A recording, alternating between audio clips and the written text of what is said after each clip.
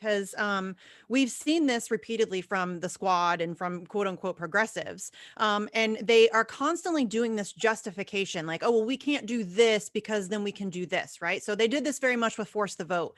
They said, we're not going to do force the vote because $15 an hour is more doable, right? That's AOC's own words. It's more doable. But then when it came time to fight for $15 an hour, they didn't even put up even almost a fight for that. And we're seeing it over and over and over again. Like I've said many times before, force the vote shouldn't have even been a conversation. No progressive should have ever been considering voting for Nancy Pelosi for any reason whatsoever. That shouldn't have even been on the table. The only way for me personally, if to vote for Nancy Pelosi, I would need a laundry list of things, and I would need those things done in advance before I vote for Nancy Pelosi. And that's the only way I'm voting for her. This is somebody who covered up torture. This is, somebody who's made herself a 100 millionaire from public service. This is not somebody that progressive should have ever been considering voting for. And we see this kind of stuff all the time where they justify these ridiculous positions that they're taking. And this is, people seem to forget that when the squad first came on the scene, the entire point of them was for them to challenge the Democratic establishment.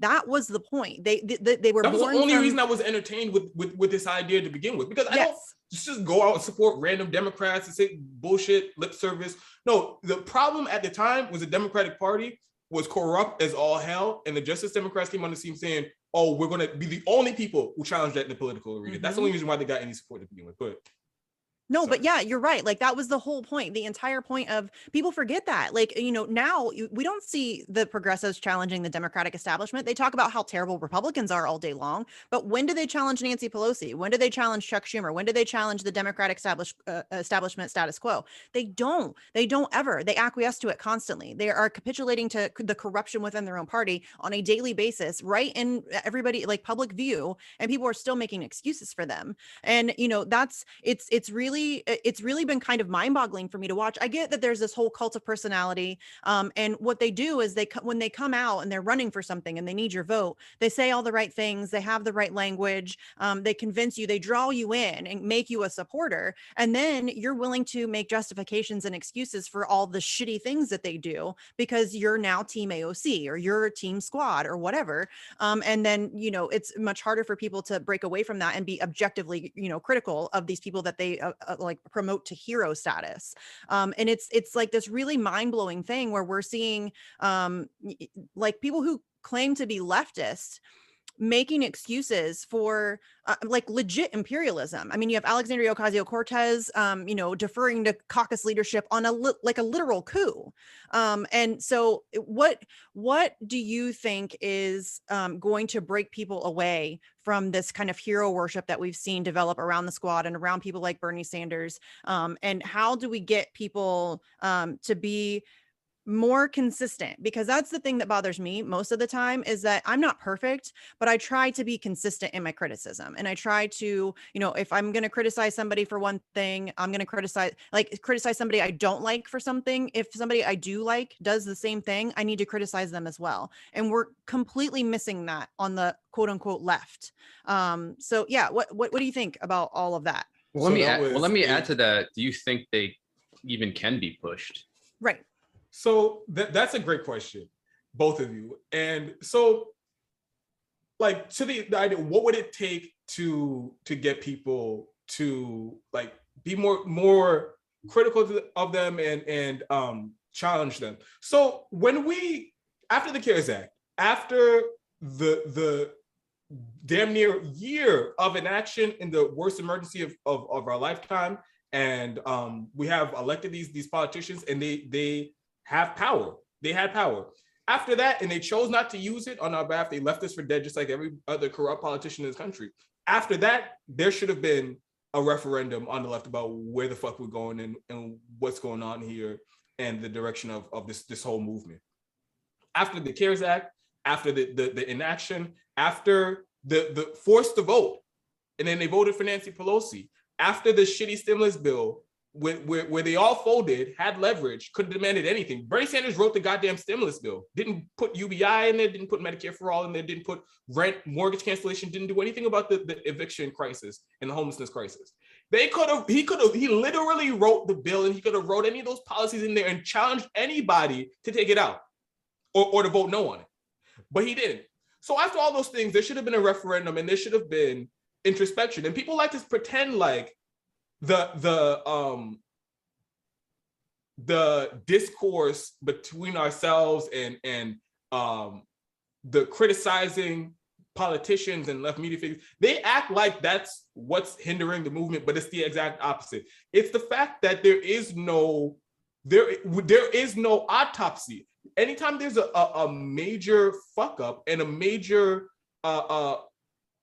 failure to use the leverage in a given moment, there's no like, all right, everybody, let's get together on this and figure out what we did wrong and make sure it never happens again. There is none of that. So that's why you get this it's boiled over to the point where it just seems like constant fighting, because this is something that needs to be had out.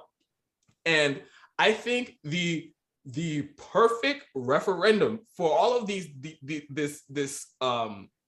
problems that have been going on over the last year, the perfect referendum should have been when Nina Turner decided that she was going to run for Congress, and she's going to also run in the Democratic Party. There's a whole host of criticism there, but running on the same support and the same base of support that the rest of these charlatans ran on, giving us these same promises that they gave us, and throwing up the same red flags that she might go in there and not change a goddamn thing and not rock the boat just like the rest of them did. So this campaign should have been a referendum on what's going on and whether or not this strategy is effective and this is the best use of our resources. That did not happen. That still has not happened. In fact, the exact opposite. It's been, it's as if this last year didn't happen, and it's like 2016 or 2017, and it's just like, oh my God, this amazing progressive is running for Congress. Everybody go donate to them, go vote, volunteer for them, go vote for them. As if there isn't reason for skepticism here. And the way that new media has handled this has been disgraceful. Honestly, I've been so ashamed. And when this race started, I put out a video, a lengthy, nuanced, detailed video about the criticisms I had and concerns I had, and why I wouldn't be supporting Nina Turner's campaign. And I put it out there, and I didn't want to harp on it. I just wanted it out there because I didn't see anybody talking about it at the time, and I wanted this to be a conversation had on the left.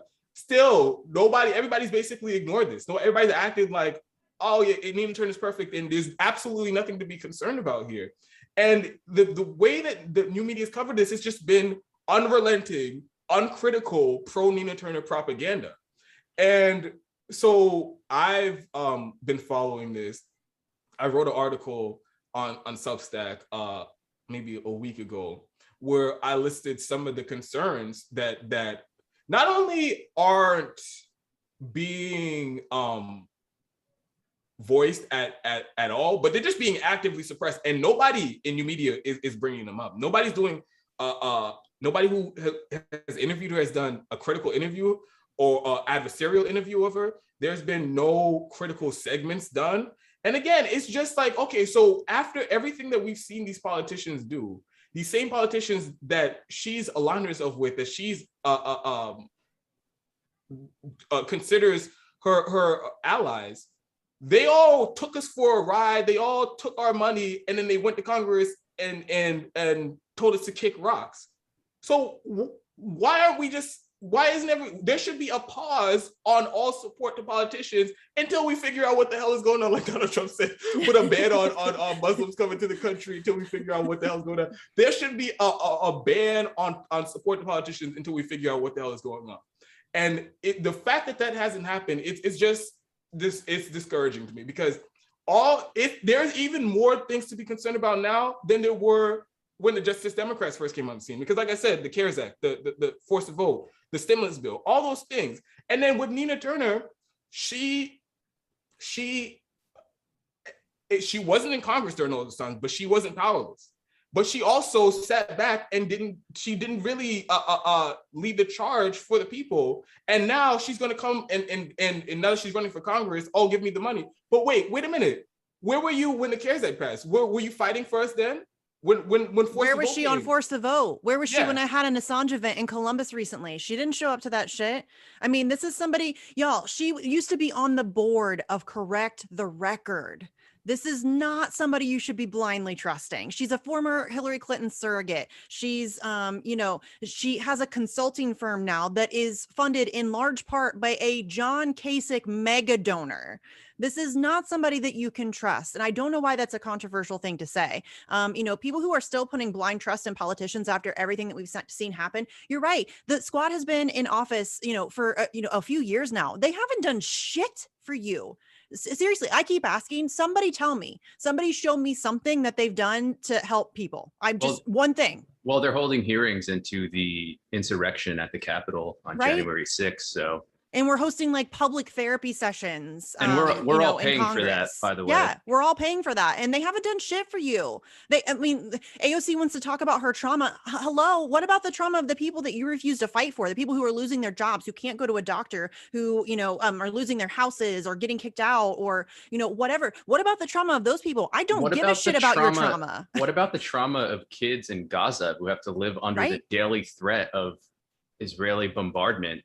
Which brings up foreign policy, which they don't even touch anymore. They tried in the beginning. Ilhan Omar has said some things, but as Ali Abu Nima has said, I'm not going to be thankful for crumbs. And these people aren't our friends. They are supposed to be criticized and have their feelings hurt if it comes to that for them. Because as we said before, they've taken up the responsibility of being not just public figures, but politicians claiming to represent people in a democracy. We need to put that in quotes. And they've just turned the whole game around so that the focus is on them and their cult of personality. And people get so caught up in that they don't see that the progressivism they claim to have is just a patina. They're just well-dressed, ill-spoken figures. They're actors. Yeah. I don't know what else you could call them. I call it like as you said, they haven't done anything. Electoral politics is kind of like a soap opera with psychopaths. Like that's all it is. It's just a show. These people aren't actually in control. It's the lobbyists and the corporate overlords who are really in charge of everything. And these are just people putting on a show to distract you. But what do you think when people say that because this drives me crazy. So what do you think, Dontel, when people say that this is quote unquote infighting? Because here's my thing. I am not in with imperialists. I'm not in with people who are, upholding the status quo. I'm not in with people who are voting for Nancy Pelosi. And so it always drives me nuts when people say that this is infighting. These people are not my friends. They're not my allies. They've made that very clear.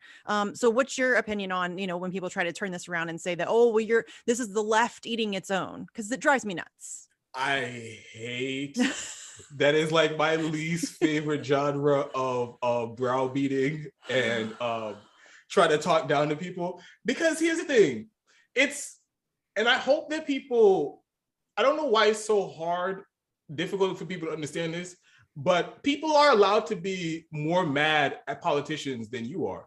You may be more comfortable and your life may not, these policies may not be live or die for you. You'll be fine either way. And that's, if you're still fighting for the issues, I welcome the help from anybody. I'm not like saying anything about that. But what these people who claim that, this infighting is so bad, you don't understand that for some people, when we see them not fight for Medicare for all, that's a death sentence for them. That's a death sentence for somebody that they love, or somebody in their family, somebody that they know. So it's not just like shrug my shoulder, get them next time thing. It's like, no, I gave my last dollars to you. I volunteered for you. I went out and knocked on doors for you. I made phone calls for you. And you won't even fight a little bit. So people are rightfully upset at that. And so if you if you have a problem with the infighting, then I think the way to, you want to quell that, you want to tamp that down, get the politicians to act right. Or at least get them to answer to us and explain themselves or something.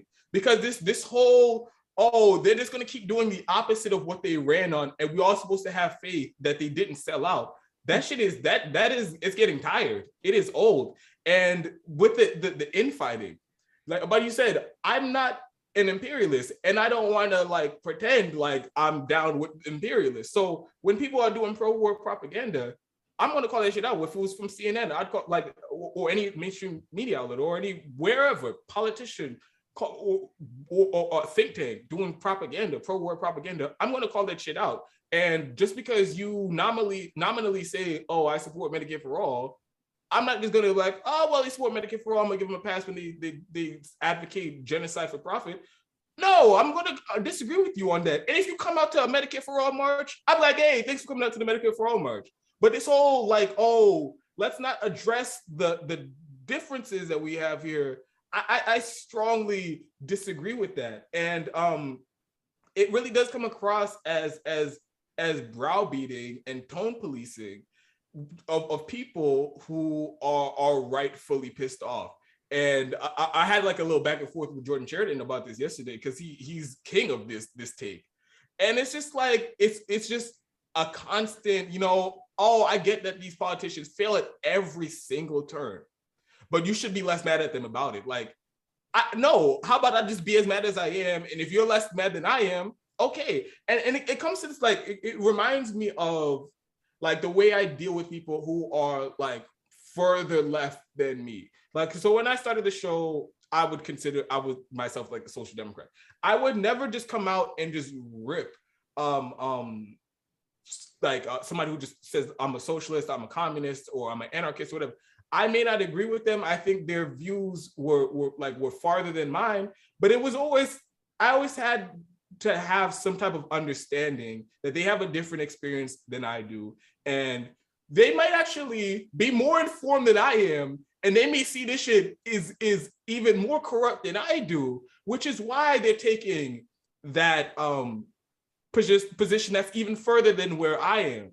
And I don't see the people who keep going on about infighting. And this is like a constant thing.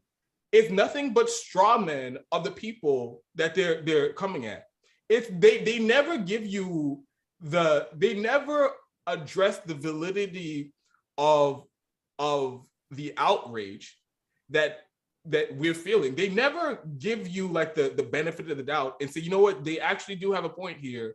And these politicians are actually kind of becoming, and these prominent left figures, they're actually becoming an obstacle to the movement when they come out and on the wrong side of our best chance to get a floor vote on Medicare for all in my lifetime. And I swear to God, I can't imagine a better scenario than what just happened for us to get a vote on Medicare for all. And that's not me saying, oh, it's never going to happen. But just right now, I cannot conceptualize a better scenario. So you have to acknowledge that there is a line, and at some point, the people, these prominent figures, these politicians, at some point, their counterproductive actions are going to become an obstacle, and it's no longer a net benefit, a net positive to have them, quote, represent us. So if anybody's being honest, there is a line somewhere. If they came out and said, well, honestly, to me, of course, I think they've crossed that line. But if they came out and said, oh, Joe Biden's the best president ever, which they kind of have, or they came out and said, oh, he is. I'm pro-war in Syria, or came out and said, you know what, Medicare for all actually sounds like bullshit to me. These private health insurance companies are really trying to help everybody, and you all should just stop being mad about it. I mean, if they came out and said that shit, you would say, okay, they've crossed the line and they become an obstacle, they become a hindrance, and we can't do what we want while they're still doing that shit.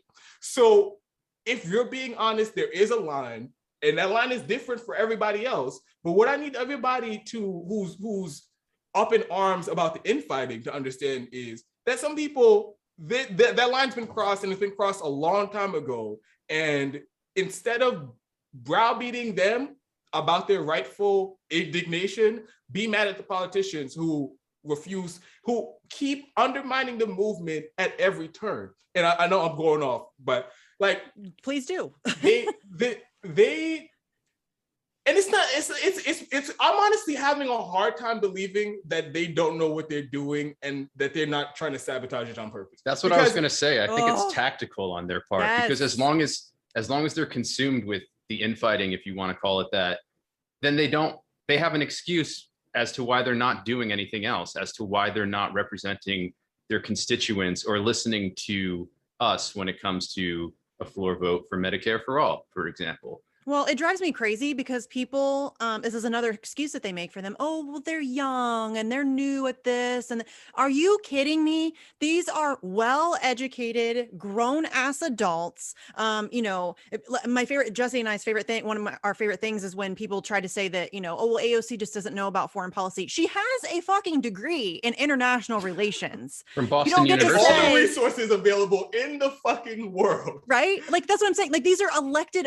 you ran for office, you got elected. Stop. Like, it's unbelievable that we'll just give them time. They're young. They don't know. They know exactly what they're doing. You cannot convince me otherwise. It's a very intentional, it's a very intentional misdirection. They pretend to be your friend. They use all the right words, and they actively and openly work against you.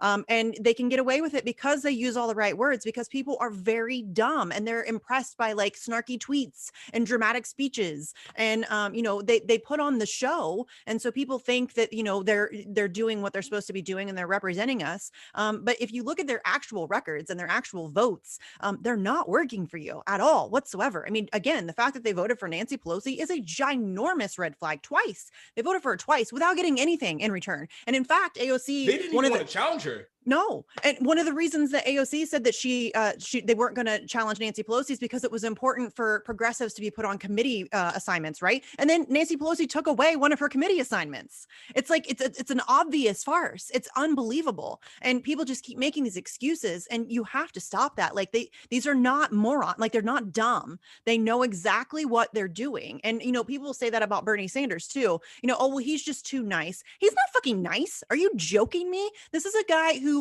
took millions and millions and millions of dollars from hardworking American people who didn't have it to give, and then walked the fuck off the field twice after being openly cheated. This is a guy who calls Joe Biden his good friend and a decent man. He's a fucking war criminal. You don't get to call yourself a nice guy and then have war criminals for friends. That's not how that works. And from a sociological, psychological perspective, a lot of Americans are still traumatized by Russiagate and by Hillary's loss and Trump's win in 2016.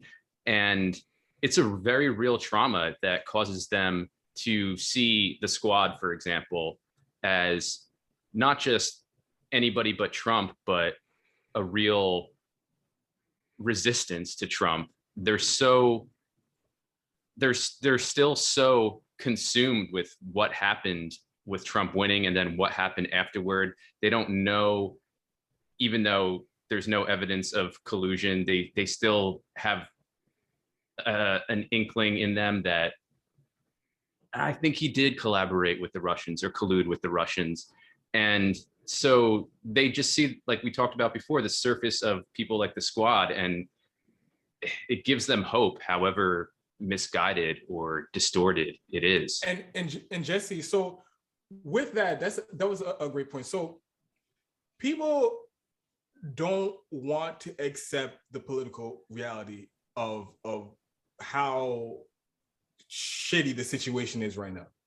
And I really think that is also a big obstacle, because in not wanting to accept the political reality, like you said, they're trying to find heroes anywhere. But what people need to understand is, and why I spend so much time criticizing these politicians as well. Before it was the Democratic Party, but now I spend so much time criticizing these politicians, because the ones that were claiming to represent us, because people just need to understand there are no good guys here. Everybody's fucked up. Everybody sold you. Everybody left you for dead. And until people come to that realization, then they won't take it to the next step, the logical conclusion. Okay, so we can't vote politicians to change anything. So we have to use public pressure in the streets to do it.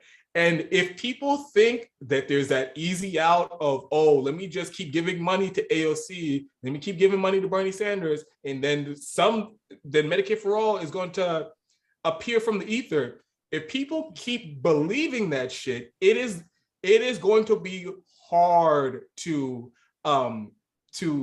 build the pressure to force these politicians. And there's something that I mentioned yesterday on Twitter. People act like everything is happening in a vacuum. Yeah, AOC's fucking up. Yeah, Bernie's fucking up. Yeah, Ilhan Omar and the Justice Democrats, Pramila Jayapal fucking up at every turn, undermining the movement at every turn.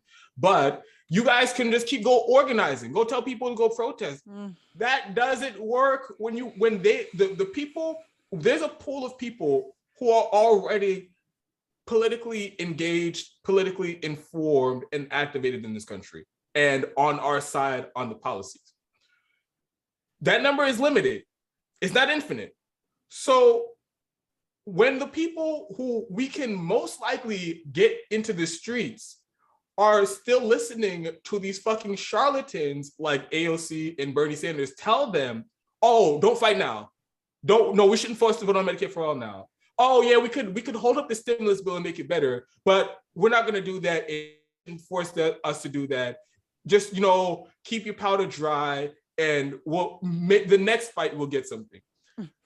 When you have them telling that to the audience of tens of millions of people who, like I said, are already on our side on the issues, already politically involved, and the closest people we can get to get into the streets, well, then now they're undermining the effort to get people in the streets. And you can't just keep operating. It's as if you're on a basketball team and somebody is, every time they're supposed to shoot free throws, they're not even trying to make that shit and they're just missing on purpose. And it's a close game, and it's gonna come down to like the last 2 points or whatever.